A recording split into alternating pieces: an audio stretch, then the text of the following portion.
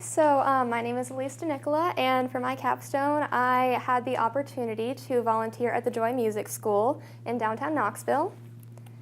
So my thought process going into this was that, I'd always thought of a capstone as something that somebody does that has to do with what they want to do when they grow up. For the past couple years, I've really been interested in law enforcement, psychology, mental health, all that kind of stuff. And so I immediately thought, okay, I'm going to intern at the Sheriff's Department. My dad knows Chief Roush, and so we already had that contact, which kind of made it easy to talk to him. So we reached out, and he gave us the contact information for another person, and then that just kind of got shut down because they didn't, really follow through on anything. So I then thought, okay, so I'm also interested in psychology and that whole mental health aspect. So I thought, okay, so I'll do something with that. And then that also got shut down, as any place that I wanted to go help out with, you had to be 18 or older. And at the time I was 16 or 17-ish. And so for a while I didn't really know what I was going to do. But then I have this huge passion for music. And so that kind of led to my dad coming up and telling me about the Joy of Music School.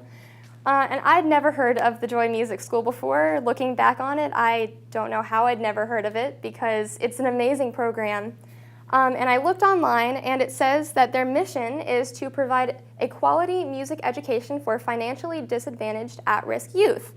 And reading that, I thought, wow, that's perfect. And so one of the main things that the Joy Music School does is that they provide instruments, books, and lessons completely for free. The parents pay for nothing out of pocket. And so I started the whole process of becoming a teacher there. And so for my first interview, I talked with Ed Sublett, who's the manager of volunteer resources, and he took me on a tour throughout the entire building. And the one thing that stood out to me the most was they have this building this room in the building where there's all of these musical instruments like pianos, keyboards, drums, anything that anybody would want to learn. And later on in a different interview with the music instructor there, the head music instructor, she told me something that really stood out to me, where she was saying that they get so many donations of pianos that they've had to start turning them away because, one, they have enough, and two, the pianos that they have are better than the ones that people are donating, which I think is amazing. And so anybody who takes lessons there can take any instrument they want. I mean, of course, they have to go through the people. They can't just walk in and take them, but it's really cool. And so my fears going into it were, one, would I be a good teacher? Two, would my students even like me? And three, do I even remember how to teach piano to beginners? Because I've been taking piano lessons since I was 5, and I don't remember how I learned the notes on the keyboard, how to figure out the notes on the staff, and I didn't even remember learning what a quarter note was. In my mind, I already knew what it was. I don't remember learning it. And so something that the picture shows is we had a dry erase board in the room that I taught in. And for the first couple weeks, I tried to teach them the notes on the staff. So every good boy does fine, face for the lines in the treble clef. And one of the stories that really sticks out to me looking back was I was teaching one of my students, I think it was Samuel, how to remember the spaces in the bass clef. And so, the spaces in the bass clef. And so you can either do all cars eat gas or all cows eat grass. And so I taught 3 little boys, and each one of them chose to learn it with the cars because they're boys. And so I taught Samuel that, and then the next week, I'm like, okay, so how do you remember the spaces in the bass clef? And he goes, well, I don't know. I'm like, okay, the thing about the cars, remember? And he's like, okay. I'm like, all cars eat? And he looks at me and goes, people? I'm like, no, it's gas. That's fine, though. That's an easy mistake. But then later on, I'd start quizzing them on this stuff, and that's what that picture is. And so I tried to make it fun.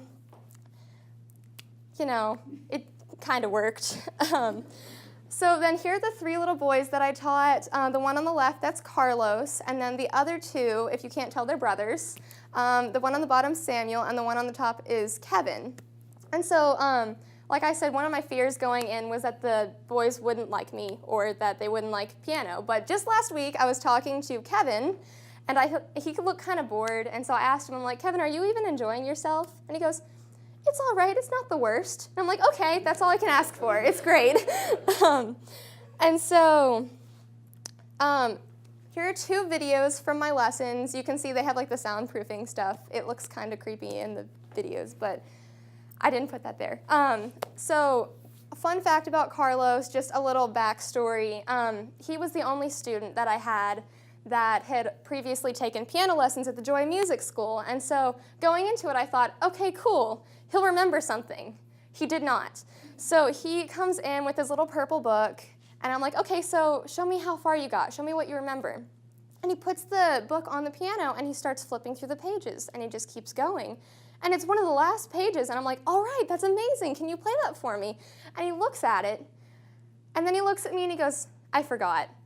And so I'm like, that's fine, it's fine. So I turn back a couple pages halfway through the book, and I'm like, can you play that? And he looks at me, he goes, I forgot. And so I turn the very first page of the book, and I go, can you play this for me? And he looks at it for quite a few minutes, and then he looks at me and goes, I'm sorry, I forgot. And so square one with him. But, and he definitely was the slowest learner for piano out of the 3 of them, but he just had such a great attitude, and he was so proud of learning this song, so I took a video of it.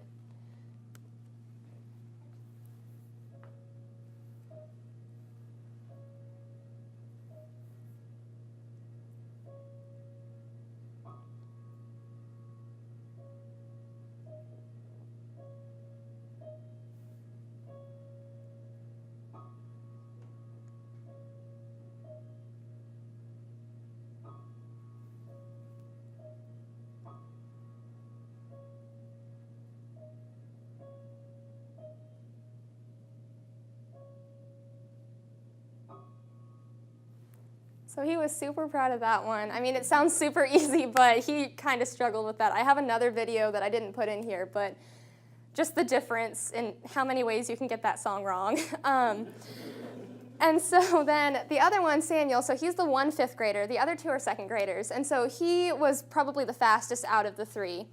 And so before this happened, we'd gone through weeks where I'd say, hey, how'd you get to practice this week? And he goes, well, I practiced a little. And you know, he really did practice a little. And so then there were a couple weeks where I was out of town or sick or something, and then I get back, and he had Old MacDonald Had a Farm that he was supposed to practice. So I put the book up, and I go, so can you play this for me? And he goes, I don't need the book. And so I just think, okay. So I take the book down, and I put it next to me, and I go, show me. And so he plays Old MacDonald Had a Farm completely from memory, perfectly, and it was probably the best experience that I had the entire time. And so I thought, okay, there's a teacher duet with this. Do you want to play it with me? And he's like, yeah, all right. And so we put it up, and this is what happened.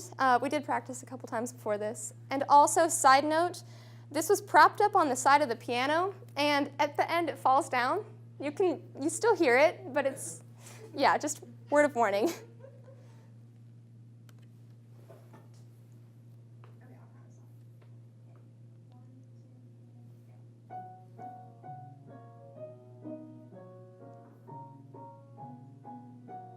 You don't need the video.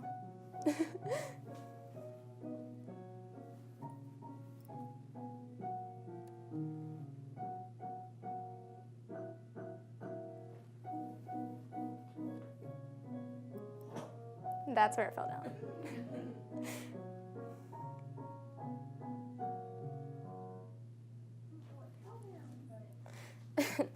So that was honestly just the best experience that I had throughout all of that. And so the most important things that I learned from this, like I'm sure a lot of people have realized if they've done anything like this, is that teaching requires a lot of patience. And if I could go back to my old elementary school teachers or even my first piano teacher and apologize, I would, because I'm sure I was not the easiest person to teach. Also, something that I really had to think about was that everyone has different abilities. Even the brothers that you'd think would be very similar, they each had their own things that they struggled with. And you know, you're teaching somebody something, and if they get something really, really hard right on the first try, you think, okay, then they should have no problem doing this, which is much easier. But then they struggle with the easier thing. And so something that I've just had to realize is that you need to really like boost up what people do well and work through what they don't. And then finally, another thing I've learned is that volunteer work is so incredibly important. I mean, the Joy Music School would not be running if it wasn't for volunteers. And if there was no Joy Music School, then all of these families wouldn't have access to any of these instruments or lessons or anything. And especially it's important because most of the people, I don't have a percentage, but just from what I've witnessed, most of them are from different ethnic backgrounds. Like Carlos's mom is the first one in her family to live in America. She's from Mexico. And then the Kretzu brothers, their mom is originally from Russia. And so these people from different backgrounds, they would not have any access to any of this without the work of volunteers. And so that has just really opened my eyes to what these people do at the Joy Music School. And I am so happy that I got to be a part of it. Thank you.